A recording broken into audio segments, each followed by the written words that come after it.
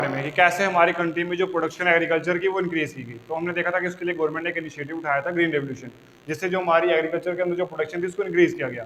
तो आज हमने क्या देखना कि उसी ग्रीन रेवोल्यूशन के क्या नेगेटिव इफेक्ट हुए। तो आपको पता है जब ग्रीन रेवोल्यूशन हुआ उसमें हमारी गवर्नमेंट ने फार्मर्स को क्या क्या प्रोवाइड करवाया। एक तो हमारी इरीगेशन जो फैसिलिटीज थी उसको इम्प्रूव किया गया।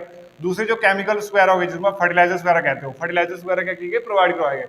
आपको बताइए जो खाद फर्टिलाइजर्स वगैरह हम डालते हैं तो उससे जो प्रोडक्शन होती है वो इंक्रीज होती है। तो इसीलिए जो हमारी गवर्नमेंट थी उसने सब्सिडी देकर लोगों को, जो हमारे जो फार्मर्स वगैरह थे, उनको कम से कम दाम के ऊपर जो फर्टिलाइजर्स हो गए वो सब प्रोवाइड करवाए। अब जब फर्टिलाइजर्स हम खेतों में डालेंगे तो उससे जो वहाँ की जो प्रोडक्टिविटी है वो क्या होगी, इंक्रीज होगी। तो एक ये किया गवर्नमेंट ने। तो दूसरा हम देखते हैं कि जो सबसे एक इंपॉर्टेंट रोल होता है इरीगेशन सिस्टम का।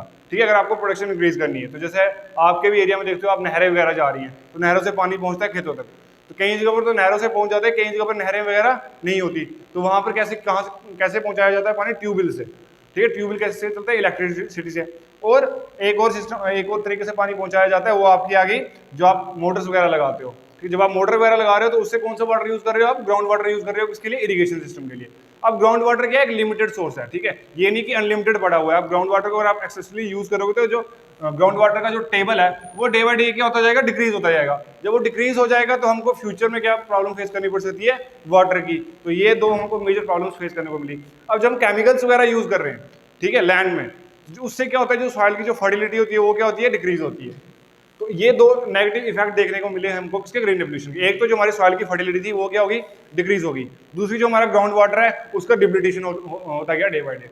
तो इसके अलावा हमने देखा जो विलेज पालमपुर है, तो पालमपुर में हमने स्टार्टिंग में देखा था कि जो लैंड है, तो मेजोरिटी ऑफ द जो लैंड है वो किन के पास है, जो 80 अपर कास्ट के जो वहाँ पे लोग रहते हैं उनके पास हमने देखा था।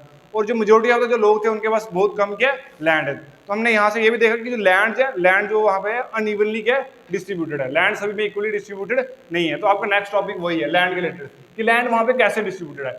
तो जो 450 फैमिलीज हैं वहाँ पर मैक्सिमम वो लैंडलेस है, मतलब मैक्सिमम के पास तो जमीन है ही नहीं।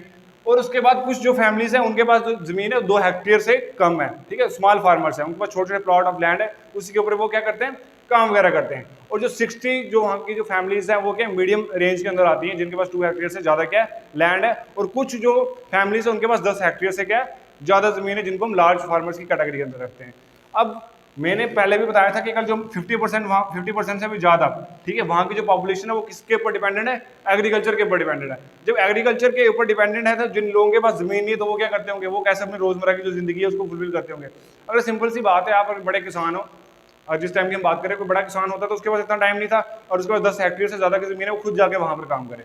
तो वो क्या हायर करता है, लैंड जो फार्मर्स क्या कहते हैं, लेबरर्स वगैरह। ठीक है, तो कुछ फार्मर जो होते हैं जो एज अ लेबर की तरह काम करते हैं। जैसे आज आप सभी को भी पता है, आप सभी की भी जमीन होगी, तो आप सभी कौन सा खेत में जाकर खुद वहाँ पे कटाई वगैरह करते हो, आप क्या करते हो, लेबर हायर वगैरह करते हो। वो सब क्या करती है, कटिंग वगैरह करती है आपकी, और सभी जो सारा का सारा राशन वगैरह सब जो भी उसका निकलता है वो आपके घर पे पहुंच जाता है। तो ऐसे जो बड़े बड़े लैंडलॉर्ड्स होते हैं ये भी क्या करते हैं, जो स्मॉल फार्मर्स होते हैं उनको एज अ लेबर क्या करते हैं, हायर करते हैं, और जो इनके खेतों में क्या करते हैं, काम वगैरह करते हैं, और सारी जो प्रोडक्शन वगैरह इनको मिलती है।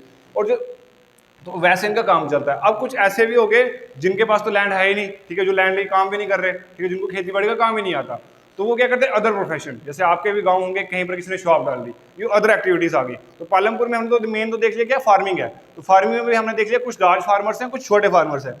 अब जो फार्मिंग में है ही नहीं, जो एग्रीकल्चर कर ही नहीं रहे, खेती बाड़ी कर ही नहीं रहे, वो क्या कर रहे हैं, तो अदर काम। जैसे आपके भी गांव में अगर आपको कुछ सामान लेना हो तो कोई शॉपकीपिंग का काम कर रहा है, किसी ने कोई ट्यूशन सेंटर खोल लिया, किसी ने कोई कंप्यूटर सेंटर खोल लिया, किसी ने कोई मेडिकल की शॉप खोल ली। ठीक है, तो ये सारे अदर एक्टिविटीज होती है जो हमको पालमपुर में भी देखने को मिलती है, जो वहाँ पर क्या करते हैं लोग वगैरह काम करते हैं। तो आज के लिए इकोनॉमिक्स का इतना ही, तो मिलते हैं नेक्स्ट वीडियो में।